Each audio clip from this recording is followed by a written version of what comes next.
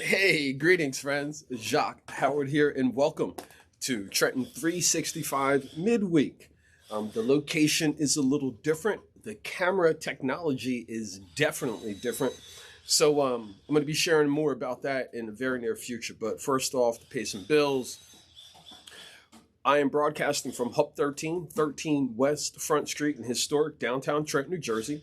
Trenton 365 Midweek is part of the Trenton 365 brand, which includes multiple outlets, including Trenton 365, Library Boxes of Trenton, Take My Tour of Trenton, Trenton 365 Performing Arts, the Trenton 365 Community Calendar, as well as Bridge the Vote, and also my affiliations and partnerships with other organizations, nonprofits, and businesses, all of which leads into the idea and the concept of what I do as far as business goes.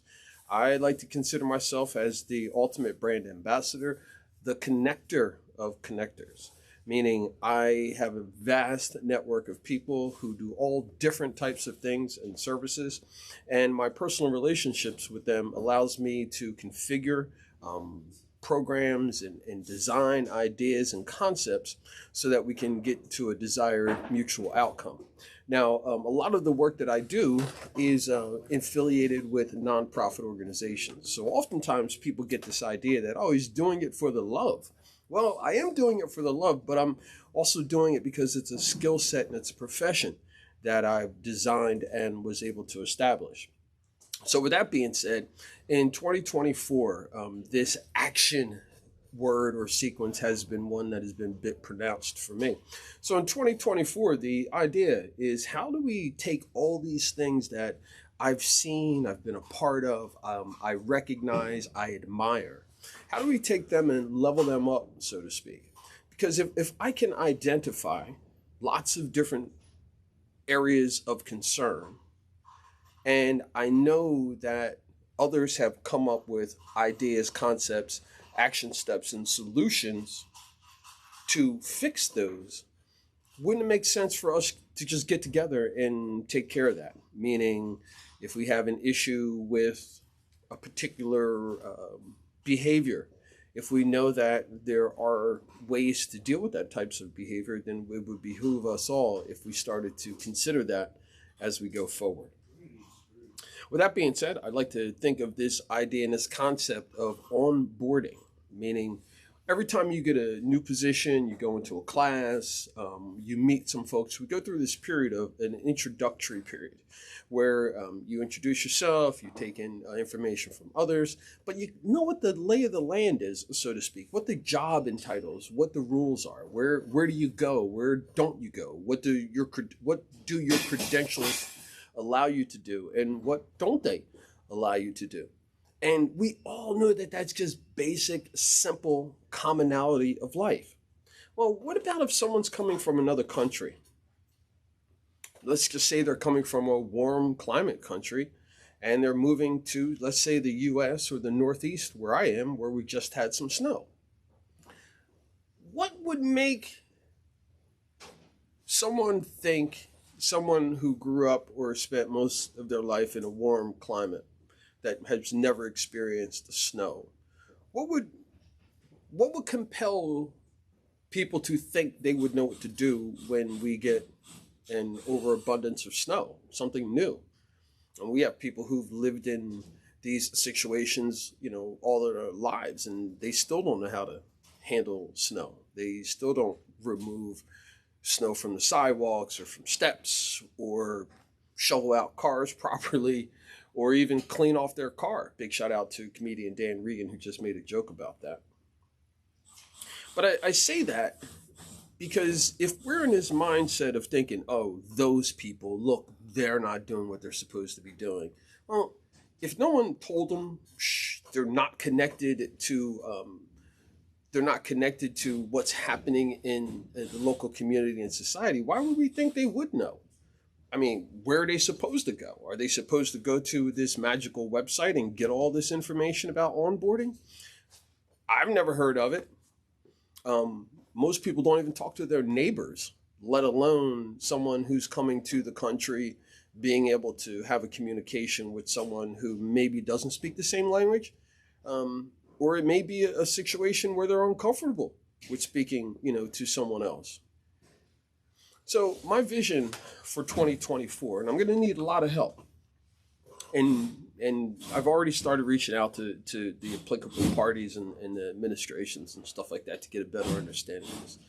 But the idea is creating more relationships through sibling cities and taking the step of the local governments, the local municipalities, and recognizing who's here in the communities where we are. And then saying, okay, how do we strategically bring those folks together? Find out what it is that they need, do basic onboarding for what it means to be part of this community, of being civically engaged. In addition to that, I see there's an opportunity for more like-minded people then to come together. So let's say, for example, some of the countries that I have interest in and I'm working with, Antigua, Barbuda, and Redonda. There's a large population of Antiguans here. My business partner, Phil Charles, and his family, they're Antiguan. In addition to that, we have lots of Liberians here. I worship at Westminster Presbyterian Church. We already have an outreach program with a Presbyterian church in Liberia. I'm in the process of establishing another relationship in Liberia with Reverend Judy Stryker. In addition to that, we've got lots of Dominicans here who are doing some things. I've been able to go to some of their events. And the idea is if we can start coordinating and organizing those folks who are here and also there. Another country is Guatemala and the city of Lacaja, or Sacaja rather. I apologize for the pronunciation if it's wrong, but we have a large group of Guatemalans from Sacaja here in Trenton, which is one of the reasons why we have such a large representation during the Guatemalan Civic Day parade.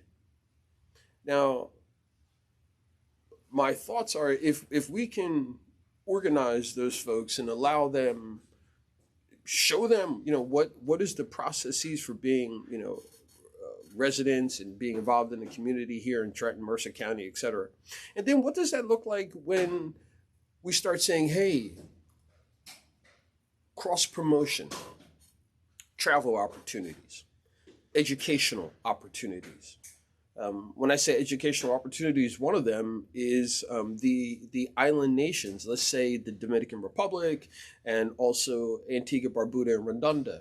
Both of those nations in the near future, if not now, are going to be seriously addressing climate change and marine biology and all those things. Well, what about the programs that we have here, local institutions that offer those classes, like Rutgers, for example? Rutgers, the State University of New Jersey. What would it be like if, say, Mercer County or Trenton were to establish a sibling cities program in Antigua or the Dominican Republic, where students who are marine biology majors or folks who have interest in,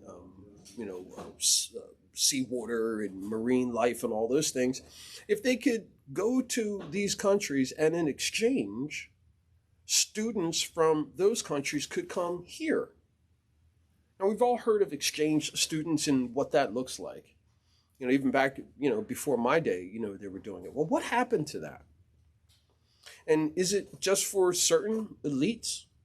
And if it's for just certain elites, then what do we need to do? Because most of us are in that middle space. Then what do we need to do to make a change so that those opportunities are now available to more people? Again, going back to my early opening statement, I'm know who I am. This isn't a political move. I'm not running for any office. I just know exactly who I am. I'm a connector. And I've got a passion for it. And I've got an awesome network of people who are active and ready to do things, whether they're small businesses, nonprofits, etc. I'm encouraging you to take the step. Get in touch. Send me an email. Find me on Facebook, Instagram, Twitter, X, LinkedIn, any of those social media sites. And let's sit down and have a conversation. We can do it virtually. We could do it in person. We do small groups, big groups, doesn't matter. The work that needs to get done is what I'm about, and connecting those entities with other entities to get that work done.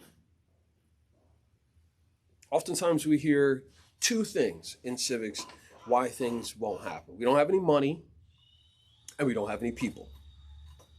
All right. Well, we can't talk about what we do have and then say on the other hand we don't have. Like we can't talk about how awesome and badass we are and we can do all these things, we're doing all this, but then when something comes up here, oh well, we can't. Well, if you're that good, you figure out a way to get these things done. And I think that the bureaucracy of our governments, large, small, local, national, statewide, I think that we've just gotten to this point where people are so settled into whatever it is, their small pockets and beliefs and ideologies, that they've forgotten that they're basically human and that they wouldn't want anyone to restrict or prevent them or their loved ones from a better life. So let's just re-say that again. I don't think anybody is cool with restricting human beings from a better life. And they definitely don't want anyone restricting them or their families or loved ones' lives. And we've got to get to this place where this ideal or idea of supremacy and one group's way better than the other and the other group's way lesser than the other. Man. I know this is going to go out over WIMG 1300, New Jersey's oldest radio station. It's also a Black gospel station. So with that being said, I know there's a lot of faith-based folks who listen to this, people who are in the church and other religious beliefs and probably some with non-religious beliefs. But how do we get to this place where we all care about each other as human beings first? Regardless of the color or the letter or the zip code or the state identity, what about just giving a damn about other human beings? Here in Mercer County, New Jersey, we have an organization that's affiliated with the statewide food bank. It's called Mercer Street Friends. Known the organization for many years, known many of the executive directors and different leaders there and volunteers, all these things. So this organization is the food bank for the county, for all of Mercer County. So if you need food, you go to this organization. Got a beautiful warehouse. When I say beautiful, it's a warehouse, but it's organized. It's like, multiple ceilings. It looks like a box, like a big box store with all these different, varieties of food, perishables, non-perishables, and it's constantly rotating. And they do things even, around certain times of the year. Like they may do turkeys or other foods or whatever. They work in partnership with organizations such as farms, to get fresh produce and things like that out in the community as well. I was shocked when I realized that the way the system is set up, so Mercer Street Friends is the bigger entity. All the other entities that are giving food away are majority getting their food from Mercer Street Friends. So my concern was, when I was talking to the folks at Mercer Street Friends, was if you're supporting those organizations by giving them food, when they're distributing it to others and they're using it to showcase their grant for grant funding and funding in general, are they telling folks that Mercer Street Friends is the actual supplier of that? Are they putting the Mercer Street Friends logo on their website, on their materials, saying that we're working in partnership with Mercer Street Friends because they're the food bank for the county? Or are people just running with this idea that, hey, we give away food and look at us and we're doing all these things, pay us, fund us for the programming that we're doing, but they're not giving any love or support to the organization that's supporting them? So I noticed that that's a systemic problem here. And I would assume that it's a systemic problem wherever human beings are. How are we not giving credit when the credit is due, or to the people who are supporting what we do?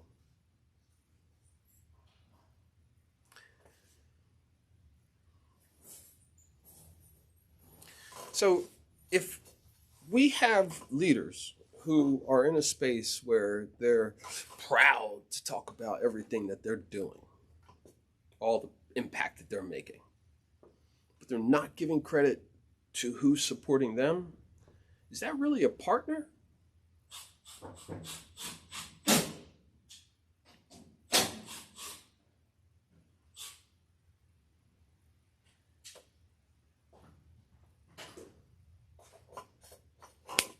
So if that's what you would consider a partner, then that's probably not what you want to get into business or with me at. So if you are interested in partnering in some capacity,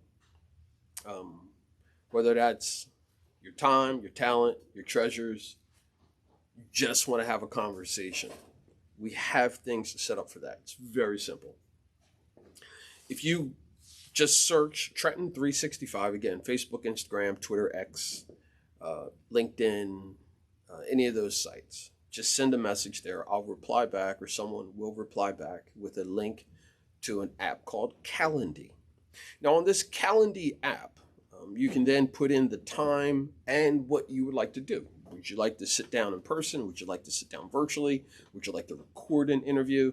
You want to meet for a cup of coffee, a cup of tea. You want to come over to the office at Hub 13 West Front Street. We have lots of options. But the biggest thing is that you, as an individual, have to take this step. You've got to be the one to stop listening to what's in between the 6 inches of your ears and take that step, that act of faith, so to speak.